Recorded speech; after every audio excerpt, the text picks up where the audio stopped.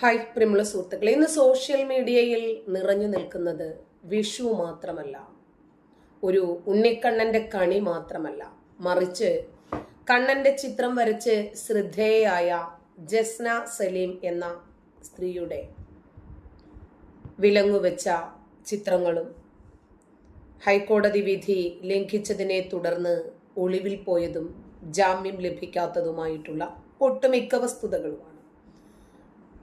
അനുവാചകരിലെ അഥവാ വായനക്കാരിലെ കാഴ്ചക്കാരിലെ ശ്രദ്ധ പിടിച്ചു പറ്റുന്നതിന് വേണ്ടി എല്ലാവരും സ്വീകരിക്കാറുള്ള ചില അൽഗോരിതം, ചില തന്ത്രങ്ങൾ, അത് ശരിക്കും ഇന്നത്തെ സാമൂഹ്യ മാധ്യമ അന്തരീക്ഷത്തിൽ വർക്കൗട്ട് ആകുന്നുണ്ട്. സന്തോഷം. പിന്നെ എനിക്ക് അവരുടെ വിശ്വാസം ഏതാണ്, അവരുടെ മതം ഏതാണ്, അവർ മതത്തിനകത്തോ പുറത്തോ, അവർ ഹിന്ദു മതത്തിലേക്ക് പോയോ ഇല്ലേ, ഇതൊന്നും എന്നെ ബാധിക്കുന്ന വിഷയമേ അല്ല. അവരൊരു ഇസ്ലാം മതവിശ്വാസിയായിരുന്നാലും, അവർ കണ്ണനെ വരച്ച് ഉപജീവന മാർഗം സ്വീകരിക്കുന്നവരായിരുന്നാലും, കണ്ണനെ ആരാധിക്കുന്നവരാണെങ്കിലും, അതല്ല നമസ്കരിച്ച് അള്ളാഹുവിനോട് പ്രാർത്ഥിക്കുന്നവരാണെങ്കിലും എനിക്ക് ആ വിഷയത്തെ സംബന്ധിച്ചിട്ട് അഭിപ്രായം പറയേണ്ടുന്ന കാര്യമേ ഇല്ല. ഇവിടെ അവര് മതം വിട്ടു, അവരെ മഹലിൽ നിന്നും പുറത്താക്കി എന്നൊക്കെയുള്ള രൂപത്തിലുള്ള ചില വീഡിയോകൾ കണ്ടു. അതും മുസ്ലിമാണ് എന്ന് പറയുന്ന ചില മതപ്രഭാഷകരിൽ നിന്ന് തന്നെയാണ് കണ്ടത്. അതുകൊണ്ടാണ് അതിനെ വിമർശിക്കേണ്ടി വരുന്നത്.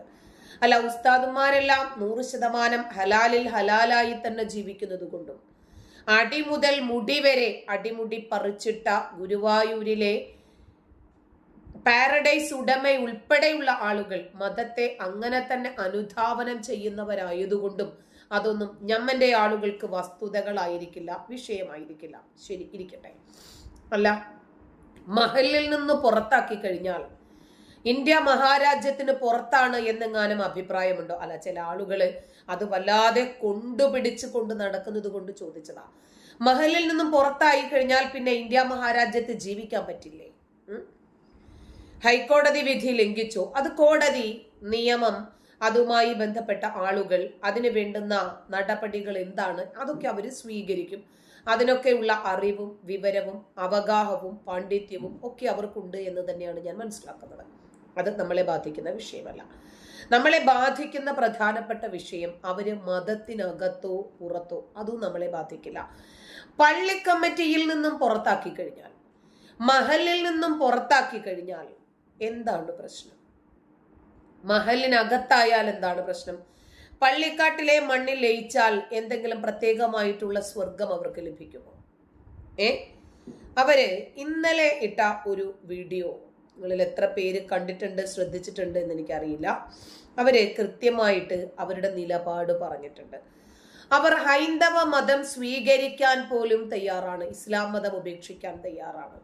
അല്ല, കണ്ണൻ എന്ന് പറഞ്ഞാൽ അഥവാ ശ്രീകൃഷ്ണൻ എന്ന് പറഞ്ഞാൽ ഹിന്ദുവായി ജനിച്ച ആളുകൾക്കു മാത്രമേ വിശ്വസിക്കാനും സ്നേഹിക്കാനും ആരാധിക്കാനും അർപ്പണബോധത്തോടു കൂടി മുന്നോട്ട് പോകാനും ഒക്കെ പറ്റൂ എന്നുണ്ടോ?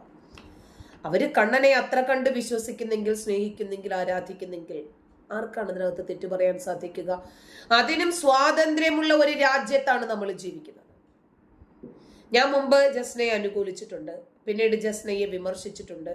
എല്ലാത്തിനും അതിൻ്റെതായിട്ടുള്ള കാരണങ്ങളുമുണ്ട്. മുസ്ലിം കമ്മ്യൂണിറ്റിയിൽ നിന്നൊരു പെൺകുട്ടി ചിത്രവരയെ പാടില്ല എന്ന് പറഞ്ഞ് മതം അടിച്ചേൽപ്പിക്കുന്ന വിധിവിലക്കുകളെ ലംഘിച്ചുകൊണ്ട് ബഹുദൈവാരാധകരുടെ ഒരു ചിത്രം വരച്ച് തന്നെ പ്രശസ്തയാകുക, നരേന്ദ്രമോദി എന്ന ഇന്ത്യയുടെ പ്രധാനമന്ത്രിക്കടക്കം സിനിമാ താരങ്ങൾക്കടക്കം അവര് കണ്ണന്റെ ചിത്രം സമ്മാനിച്ച് പ്രഗത്ഭയാകുക, ആ രൂപത്തിൽ അവരൊരു ഉപജീവന മാർഗം സ്വീകരിക്കുക എന്ന് പറയുമ്പോൾ മതത്തെ വലിച്ചെറിഞ്ഞിട്ട് മാനവികതയിലേക്കും പുരോഗതിയിലേക്കും കുതിക്കുന്നത് കൊണ്ടാണ് എന്ന് മനസ്സിലാക്കിയത് കൊണ്ട് തന്നെയാണ് അവരെ അനുകൂലിക്കാൻ കാരണം, വിമർശിക്കാൻ കാരണം. ഗുരുവായൂർ അമ്പലനട എന്ന് പറഞ്ഞാൽ ഹിന്ദുക്കൾ വളരെ പവിത്രമായി കാണുന്ന അവരുടെ ആരാധനകൾ, അവരുടെ അർപ്പണ ബോധത്തോടുകൂടി അവരെല്ലാം അവിടെ അർപ്പിച്ച് അങ്ങനെ മുന്നോട്ട് പോകുന്നതാണ്. അവിടെ വന്ന് കേക്ക് മുറിക്കുകയോ, അവിടെ വന്ന് വീഡിയോ ദൃശ്യങ്ങൾ പ്രദർശിപ്പിക്കുകയോ, അവിടെ വന്ന് രണ്ടുപേര് തമ്മിലുള്ള കലഹമുണ്ടാക്കാൻ ശ്രമിക്കുകയോ ഒക്കെ ചെയ്തപ്പോൾ വസ്തുനിഷ്ഠമായിട്ട് അതിനെ വിമർശിച്ചിട്ടുണ്ട്. ആ വിമർശന വീഡിയോകൾ ഇപ്പോഴും എൻ്റെ ചാനലിൽ കിടപ്പുണ്ട്. അതൊന്നും ഞാൻ ഡിലീറ്റ് ചെയ്തിട്ടുമില്ല. അതിൻ്റെ അർത്ഥം എൻ്റെ നിലപാടിൽ കള്ളമില്ല എന്ന് തന്നെയാണ്. ഇപ്പോൾ അവര് ചിത്രം വരയ്ക്കുന്നു. ഇപ്പം ഇന്നിപ്പോ വിഷുവാണ്. അവർക്ക് കണ്ണന്റെ ചിത്രം ഗുരുവായൂരിൽ സമർപ്പിക്കണം. പോലീസ് അവർക്ക് പ്രൊട്ടക്ഷൻ കൊടുക്കാമെന്ന് പറഞ്ഞിട്ടുണ്ട്. അതിനിടയിൽ അവർ ഒളിവിൽ പോയി, വിലങ്ങു വെച്ചു. അവര് ജയിലിനകത്താണ്. അവര് ജയിലിൽ കിടന്നാണ് ഇനിയിപ്പോൾ ചിത്രം വരയ്ക്കാനുള്ളത്. ഇനിയും ഒന്ന് കാണാമല്ലോ. അവരെ ഹിന്ദുക്കളെ വെല്ലുവിളിച്ച് രംഗത്ത് വരുന്നു. ഇങ്ങനെയൊക്കെ പറഞ്ഞിട്ട് ഒരുപാട് ആളുകൾ വീഡിയോകൾ ചെയ്യുന്നത് തമ്പനയിൽ മാത്രമേ കണ്ടിട്ടുള്ളൂ. ആ വീഡിയോയിൽ അകത്തേക്ക് ഇറങ്ങി പോയിട്ടില്ല. ഈ വിഷയത്തെ സംബന്ധിച്ചിട്ട് ജസ്നയ്ക്ക് പറയാനുണ്ടായിരുന്ന വസ്തുതകൾ കൂടി നമ്മളൊന്ന് അറിയണമല്ലോ. അറിഞ്ഞേക്കാം. അമ്പലത്തിൽ പോകുമ്പോൾ മാത്രം തട്ടമിടുന്നു എന്ന് പറഞ്ഞ് ചിലർ വിമർശിക്കാറുണ്ട്.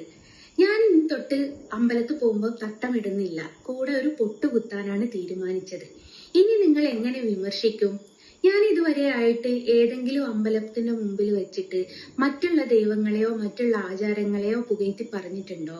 ഞാൻ എന്റെ ആചാരങ്ങളെയോ വേറെ ഏതെങ്കിലും മതാചാരങ്ങളെയോ അമ്പലമുറ്റത്ത് വന്ന് പുകഴ്ത്തി പറഞ്ഞിട്ടുണ്ടോ?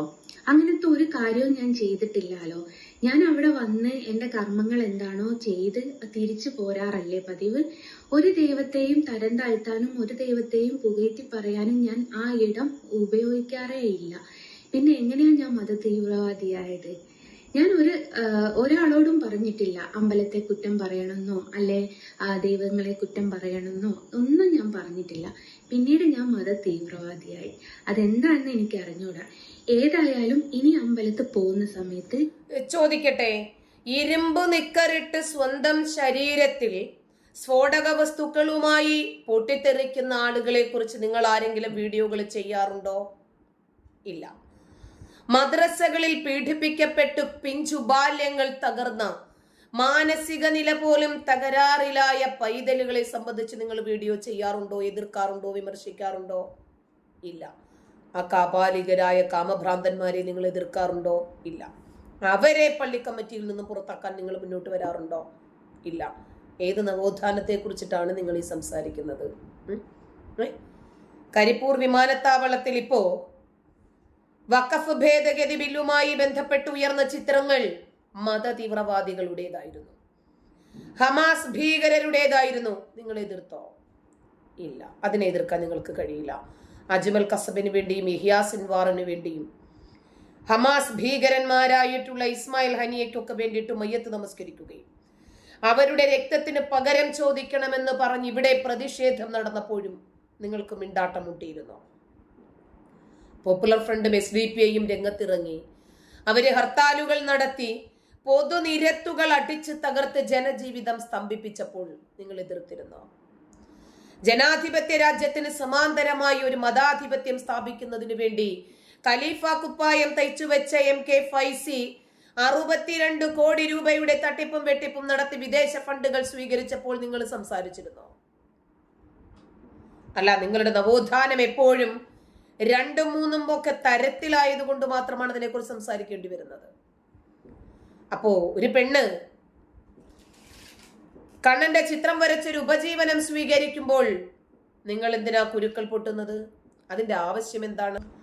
അപ്പോ നിങ്ങളുടെ നവോത്ഥാനം എപ്പോഴും ഏത് തട്ടിലാണ് നിൽക്കുന്നത് എന്ന് സ്വയം ഒരു വിചാരണ നടത്തുന്നതിന് വേണ്ടി ചോദിച്ചതാണ്. അല്ല, ജസ്ന സലീമിനെ കുറിച്ച് പറഞ്ഞ് ഉസ്താദുമാരൊക്കെ വല്ലാതെ കാട് കയറുന്നത് കണ്ടു. മഹലിൽ നിന്നും പുറത്താക്കി. ഇനിയിപ്പോ ജസ്ന എന്താ ചെയ്യേണ്ടത്? പാകിസ്ഥാനിലേക്ക് എങ്ങാനും പോകേണ്ടി വരുമോ? അല്ല, ഇവിടത്തെ മഹലിൽ നിന്നും പുറത്താക്കിയ ആളെ എങ്ങനെയാണ് പാകിസ്ഥാനിലേക്ക് എടുക്കുക? ഇനി മഹലിൽ അംഗത്വം ഇല്ലാത്ത മുഴുവൻ ആളുകളും ഇനിയും ഏതെങ്കിലും രാജ്യം വിട്ട് പോകേണ്ടി വരുമോ? കുറെ ആയല്ലോ നിങ്ങൾ മഹലും കമ്മിറ്റിയും ഒക്കെ പറഞ്ഞു പീഡിപ്പിക്കാൻ തുടങ്ങിയിട്ട്. എന്നിട്ട് ആരാ പേടിച്ചത്? ഇനി മുതൽ ജസ്ന തട്ടമിടുന്നില്ല എന്നും പൊട്ടുതൊട്ടിട്ടാണ് ഗുരുവായൂര് പോകാൻ തീരുമാനിച്ചിരിക്കുന്നതെന്നും പറഞ്ഞു. അതിന്റെ അർത്ഥം എന്താ? ഇസ്ലാം എന്ന മതത്തെ വലിച്ചെറിയുന്നെന്നും അവർ കണ്ണൻ എന്താണോ ഇഷ്ടപ്പെടുന്നത് അതിനനുസരിച്ച് മുന്നോട്ട് പോകാമെന്നുമാണ് അവരെ പറയുന്നതിന്റെ അർത്ഥം എന്നാണ് ഞാൻ മനസ്സിലാക്കുന്നത്. ശരിയാണോ എന്ന് എനിക്കറിയില്ല. ഇനി എന്ത് പറഞ്ഞിട്ടാണ് നിങ്ങൾ അവരെ വിമർശിക്കുക? ഇനി ഏത് പള്ളി കമ്മിറ്റി എന്ന ഉമ്മാക്കി കാണിച്ചിട്ടാണ് അവരെ വിറപ്പിക്കുക? ഞാൻ തട്ടമിടാൻ തീരുമാനിച്ചിട്ടില്ല. ഞാൻ പൊട്ടുകുത്തി കണ്ണന്റെ ആചാരപ്രകാരം തന്നെ പോവാമെന്ന് കരുതി. അവിടെ നമ്മളൊരു ഗസ്റ്റ് ആയിട്ടാണ് കണ്ണനെ നമ്മളെ കാണുന്നത് എന്നും നമ്മൾ അവിടെ ചെല്ലുമ്പോൾ ആ കണ്ണന് സന്തോഷമായിരിക്കും ഉണ്ടാവുക എന്നും കണ്ണന് വേണ്ടിയിട്ട് നമ്മളെ മാറ്റില്ല എന്നുള്ള ഒരു ചിന്താഗതിയോടാണ് ഇത്രയും കാലം ഞാനായിട്ട് പോയത്. ഇനി നിങ്ങളുടെ ഓരോരുത്തരുടെയും എന്താ പറയുക, നിങ്ങൾ ഓരോരുത്തരും പറഞ്ഞതു പോണം തലമറയ്ക്കാതെ പൊട്ടുകുത്തി കണ്ണൻ്റെ ആചാരപ്രകാരം പോകാൻ ഞാൻ തയ്യാറാണ്. ഇത് അവരുടെ ആശയമാണ് അവർ പറയുന്നത്. അവർക്ക് എന്താണോ ശരി എന്ന് തോന്നുന്നത് അത് ചെയ്യാൻ സ്വാതന്ത്ര്യമുള്ള ഒരു രാജ്യത്താണ് അവർ ജീവിക്കുന്നത്. ഇനി എന്ത് പറഞ്ഞിട്ടാണ് നിങ്ങൾ അവരെ ഇനി വിമർശിക്കാൻ പോകുന്നത്? നന്ദി.